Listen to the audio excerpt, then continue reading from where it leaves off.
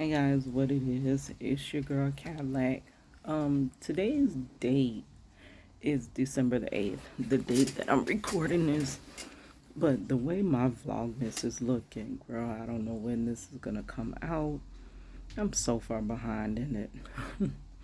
But, still trying to keep up with the nature of vlogging or whatever. But yeah, it is about 12:30. I really just woke up, which I usually beat myself up because I have slept too long. I hate sleeping this late because within a matter of minutes, your day is over. It's gone, it's done, and it's back to work. Um, but I have to cut myself slack because I did work last night and I am scheduled to get off at like 11. But really, getting off at 11 means you get off whenever everything's done. So it wasn't until after 12 when I got off. Then went and got me some lunch from the little cafeteria they had and went home. But on my way home, I just cried. Girl, sometimes it feels like, what else do you do? I know nothing else to do. I've prayed from day one. I've believed. I've had faith. Faith without works is dead. I've tried.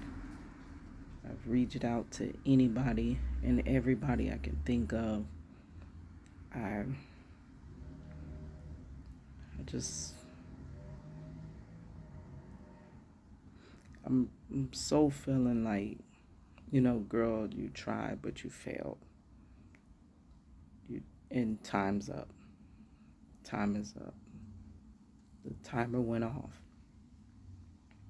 Nah, I can't believe how dumb I was. I'm looking at myself wanting to just beat myself up for being where I'm at. Because ultimately, I can't talk this morning, but ultimately it's my fault.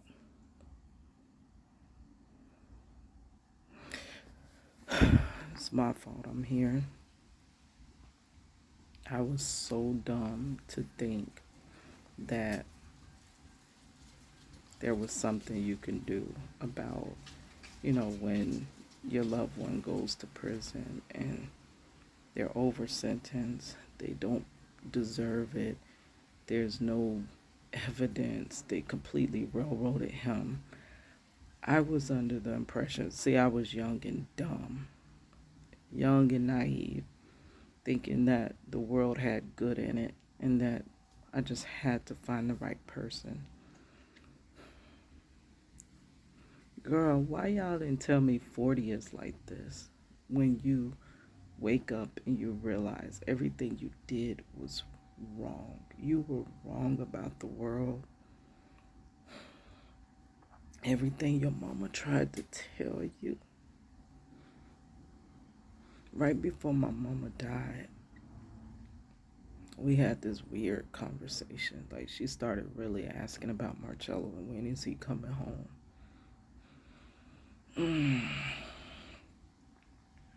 And she was like, Keita, I don't think you'll ever be. Well, first she asked, when was he coming home? And I sarcastically answered her, when Jesus comes back. I mean, that's when he's coming home. Do you know when Jesus is coming back? And she was like, no, Keita, I'm being for real. When is he coming home? Like, our daughter was about to turn 16. I really thought I could get him home by 10.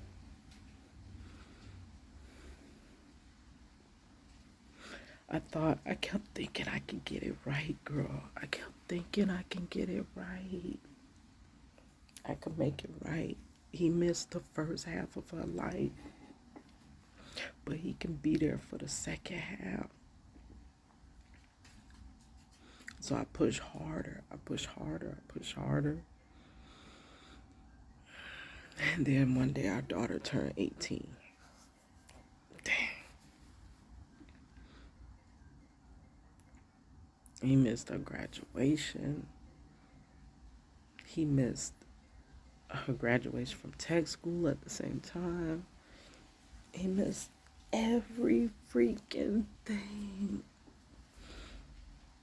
And I kept pushing my goal back. I was like, well, at first when he went up the road, I was like, 10 years. I'll wait for him 10 years. When 10 years spun around so quickly and he wasn't home, I said, well, I can wait until she turns 18. 18 spins around so freaking quickly. And I'm like, looking back like, oh my gosh, I just spent 18 years fighting for him. And we're no closer. We're no closer. This is like when we started in 2002. We're the same amount away from us being together as we were in 2002. Do you know how long ago 2002 was? Generations has passed since then. So I'm like, okay, well, I don't know. I had this awakening thinking that last year, that was it. The world's falling apart. Everything's in chaos. Florida talking about they got too many people in freaking prison, that they gotta let somebody go. People finally listening to, people being wrongfully convicted. And I'm thinking, now is our chance. It's finally our time. And he's gonna be coming home.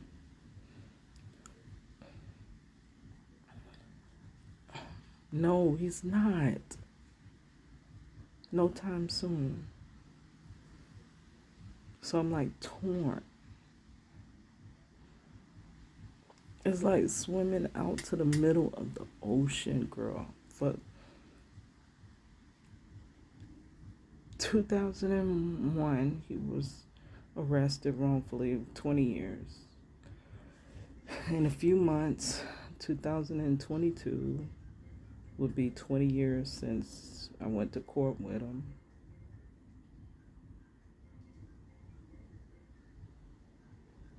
20 years. And still got about 17 more to do.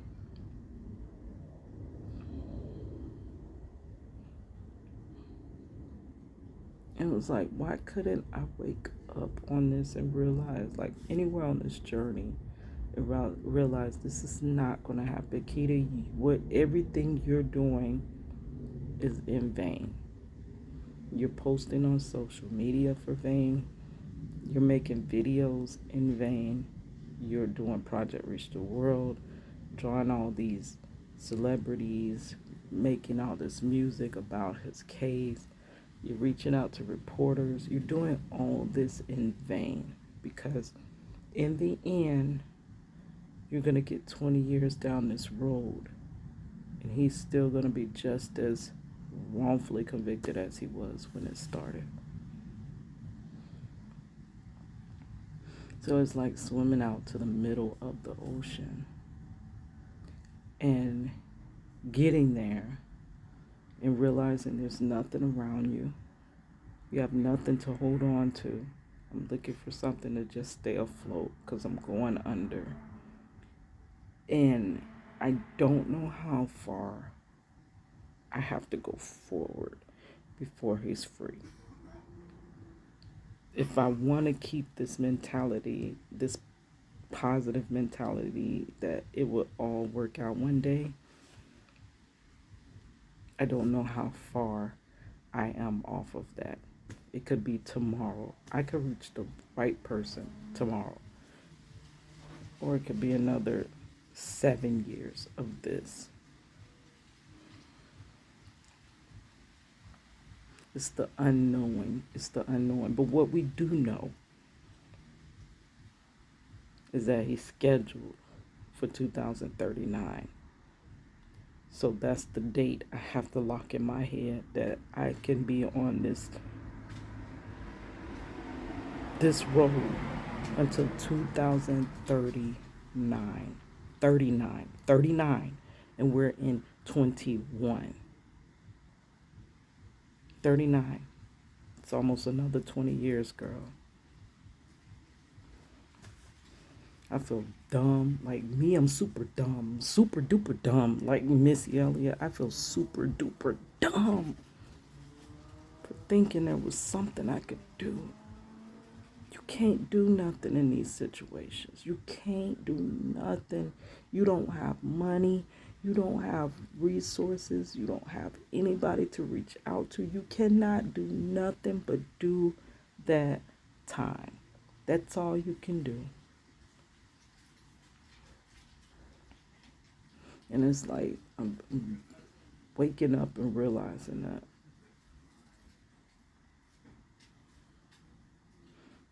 Struggled and raised our daughter alone. Now that's over, which I engulf myself in being a mother. And now, the child barely comes around. I'm trying to think, I always try to think positive. It's really, really hard to think positive and find a positive in our situation, but I try. Every day I try. And I'm thinking like maybe this is just a new chapter in my life where finally I'm supposed to focus on me. You know, I was an entrepreneur, always an entrepreneur in heart. I can't get nothing off the ground. It always goes back to support. I have no support system. I've never had a support system I probably wouldn't have hit so many pitfalls if I had one, but I don't have a support system. I don't have anybody backing me. I don't have anybody helping me. I don't have anything. It's just me and my twisted brain trying to figure this out. So I keep thinking, well, maybe this is the time to just focus in and get your career together that you always wanted. You always wanted to be an artist. You always wanted to make money off of your work. And that too, I'm so far off of, I can't sell nothing. I don't care how good my art is. I can't live off of that. But I did go to graphic design school, and that's looking like for nothing as well. But I gotta at least try to get this business going, this graphic design business. And I'm thinking, well, maybe this was the time to just focus on me.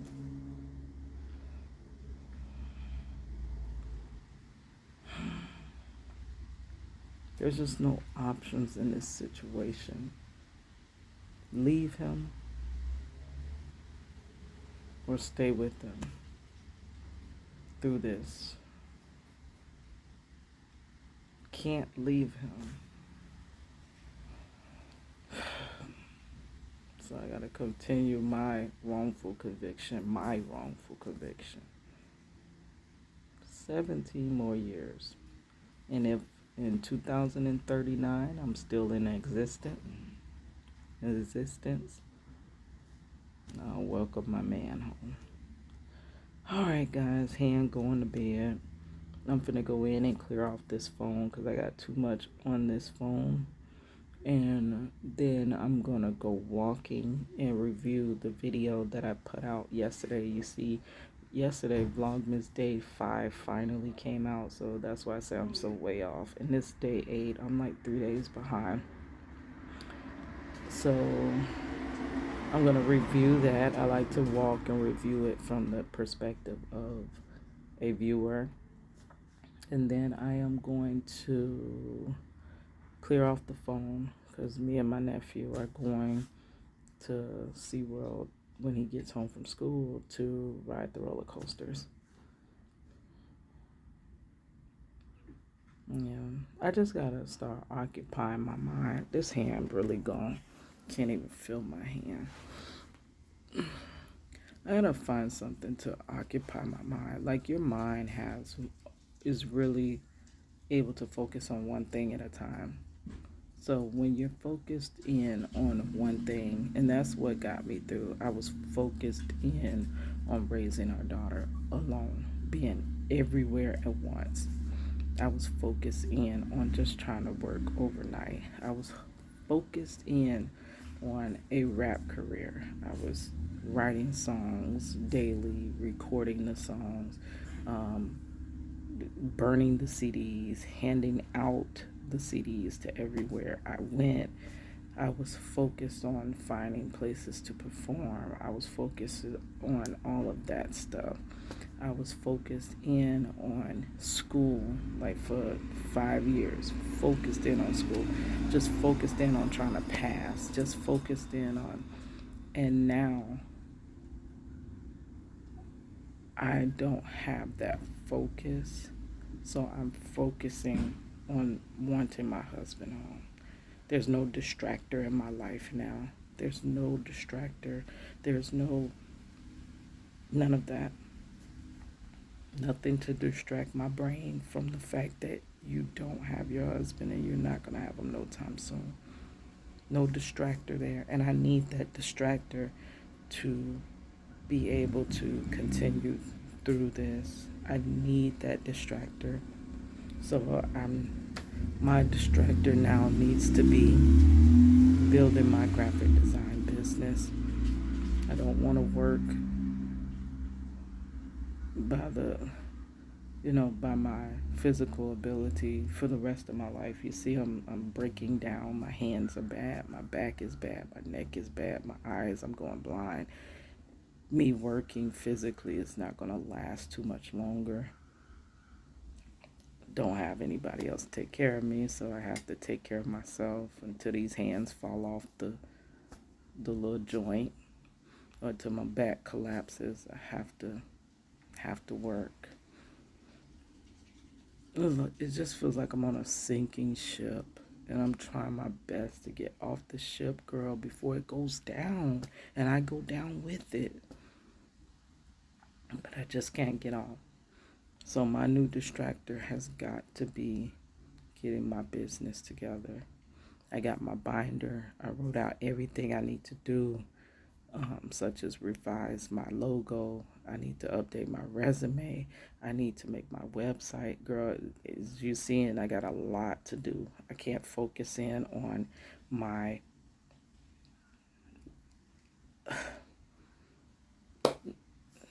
ridiculous relationship. And another aspect before we close is that's really making this hard. DOC in Florida is trying to do everything they can to crush the family. They're completely trying to pull us away from the people incarcerated. That's their goal, because when they can do that, then they're able to mistreat our loved ones the way they want to without any interference. They already mistreat our loved ones. They already do whatever they want. They already flaunt their power. They already overuse their power, not for good like you think. The public thinks they're doing good and doing service. No, they mistreat our loved ones physically, mentally, every way you could find.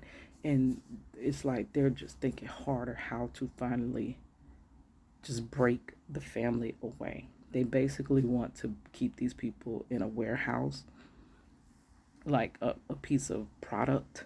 Like they are products, but they really want them to be like a product, like a super center warehouse, right? Where you can go to the shelf and you can go pick your product off the shelf. That's what they want it to be. No family interfering. When we mistreat your family, you're not calling, you're not writing, you're not doing nothing. Ain't nothing you could do, because it's dumb a laws and rules that they just keep coming up with. And I'm in this group, and this group is big, and they fight and they fight and they fight. And in the end, it's always they lose. They end up losing, and whatever dumbass rule that they came up with goes into effect, such as the mail rule that was dumb as hell. But they claim that the mail rule is that they can't receive physical mail. And they said it was due to substances coming through the mail. We know the substances most likely, like it's probably very scarce that's coming through the mail. We know where it's coming from. But they always blame the family, just as they claim through visitation that's where a lot of substances were coming from. They blame the family, but really it's coming from themselves. They're placing it there, you know. But they have to blame somebody. They're certainly not going to tell the general public that we're the one bringing the substances and introducing it to the facilities. They're not going to tell you that stuff. So they have to blame the family. So they're trying to cut off visitation. The shutdown was the perfect way to cut it back because they had already had that in plans because it was too many people. Florida's prison system is to capacity basically, and which means there's more and more family members. They were over us visiting. We were visiting every week. Um, Marchello was at a place called Lake CI. That place was so ridiculous. The visitation to get in, you would stand in line 2 and 3 and 4 hours sometimes. They would play. They would act like it takes a million years to let you in. They were doing so much to discourage you from coming, which I wish I had got discouraged. Like, what in my mind doesn't allow me to just let go when I see it's not working? I don't know what it is, but they really didn't want us visiting. So now, boom, it's no longer the 7, 8 hour visits. Y'all got that. It's 3 hours now. I know y'all are so overjoyed and happy and so happy. I know that y'all got to win, right? So less time the family can visit. Now you can play so long that people don't even get in to visit. Perfect, perfect for you guys. Then now there's this rule, the trust fund rule, where only the people that are on a incarcerated citizens visitation list can send them money for food and commissary. Marcello, I just talked. Yeah, the mail rule, the trust fund rule is that only the people that are on the incarcerated citizens visitation list, like I'm not, because my rights were violated during visitation. I was accused of bringing substances, have nothing to do with substances. Girl, I don't even know the difference between the substances. But they were able to cut our visitations due to that. You know, they always win. Always, always, always, always, they win. Yeah, they always win, and they know that we're powerless against them. They know that they're going to be back. Corruption is going to be back from the lowest level of the COs all the way up to the state. They're going to back them all the way through, and they know that, and they know you can't do anything about it.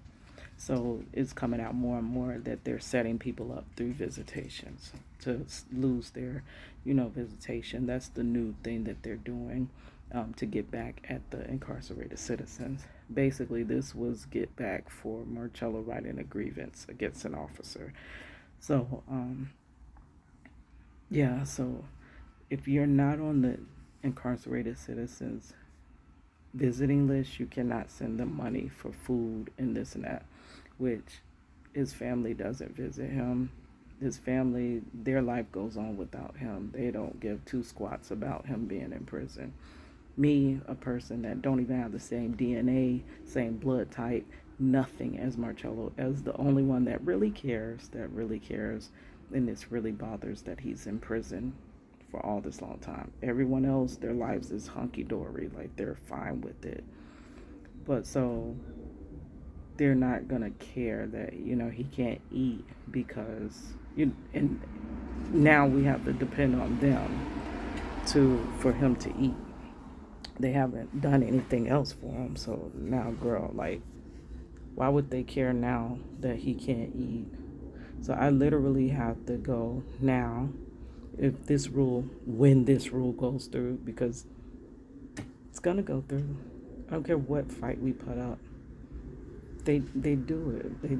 It's gonna fall through. They're gonna say this is the best thing to do, which it makes no sense. It's the best thing to do. Only people on visitation lists can send money. Like, why? Why do you care? Your whole goal is money. You only care about money. You don't care about keeping the neighborhood safe. You don't care about these people returning back to the neighborhoods and what they're going to do to the neighborhoods because they were never rehabilitated in the first place. You don't care about that. You don't care about the family being able to stay together through this bogus crap. You don't care about that. You care about money. So if you care about money and love anybody sending commissary money is making you money, why do you freaking care? It's to really excommunicate the family. They really got to get the family out the way so they can do what they want to our loved ones in prison. They really got to get us out the way, and they're going to do it however they can. But yeah, so when that takes effect, his family that hasn't been there, I have to now go through them and say, hey, can you send Marchello 100 instead of going on my phone myself or going to the store myself? I have to go to them and say, hey, can you send Marchello $100 for me so he can eat? Like,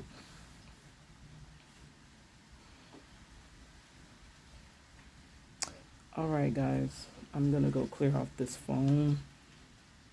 I did stay up late. That's why I'm getting up so late. I stayed up to 5 a.m. revamping his change petition. I donate to my own petition. So I did donate $50. Whenever I make a little extra money, I did somebody's hair or I take somebody somewhere, I get a little extra pocket change. I donated to the not the GoFundMe, to the change petition, which it'll show it to more people. So before I did that, I went in and updated the change petition because I wrote that in 2020, like around May or April. This guy had reached out to me and he was like, you need to have a petition for him, which I had one like 7-8 years prior. I barely got 50 signatures. And then eventually they just closed my petition down because it wasn't doing anything. I'm telling you, I tried everything.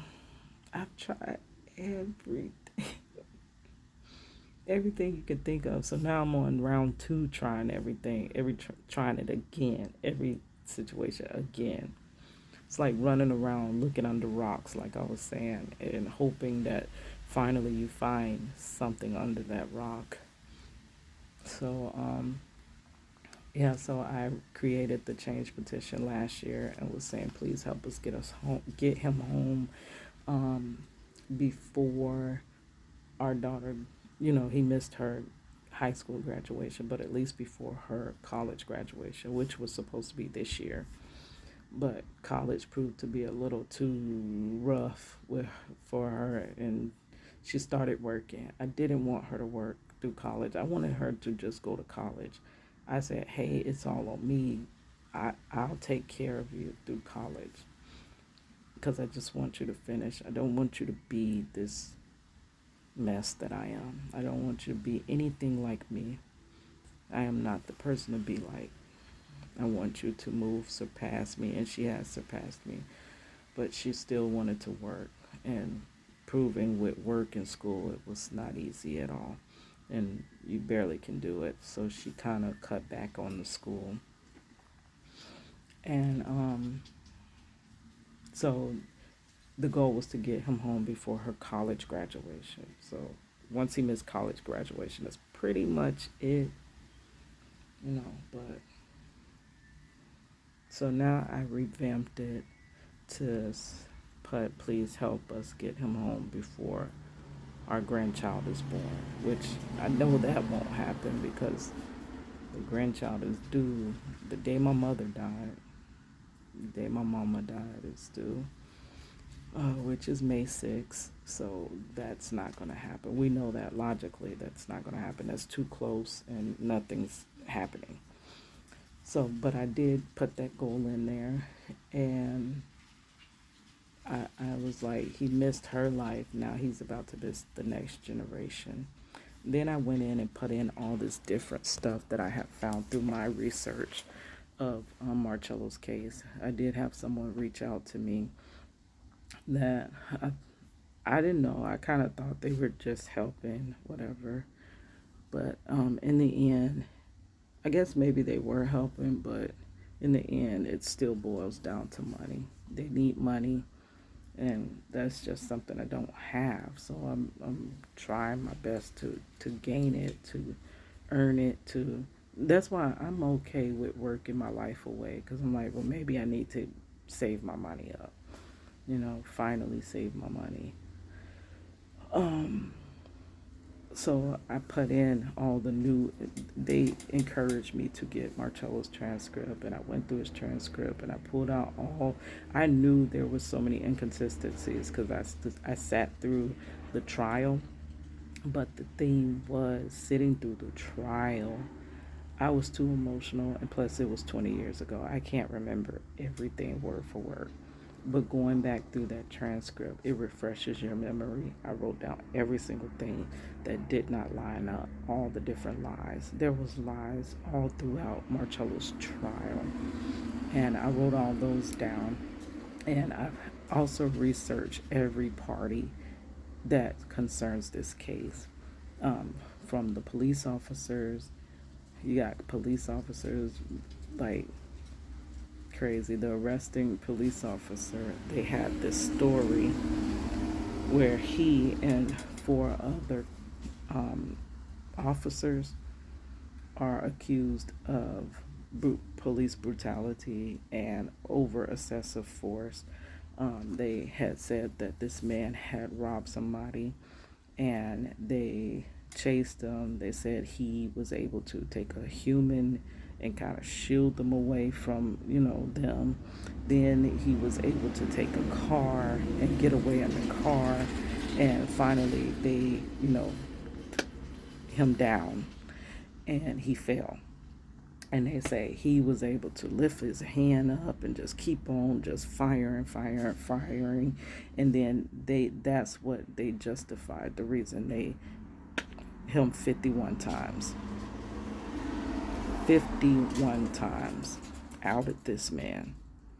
And they were said that they had the reason to confront him because he committed the robbery or whatever, but they didn't have the right to overkill him. Like, they could have left his life because he was already on the ground, but instead they 51 more times. Same officer that arrested Marcello. And then when they were questioned about why they did that, they said it was 5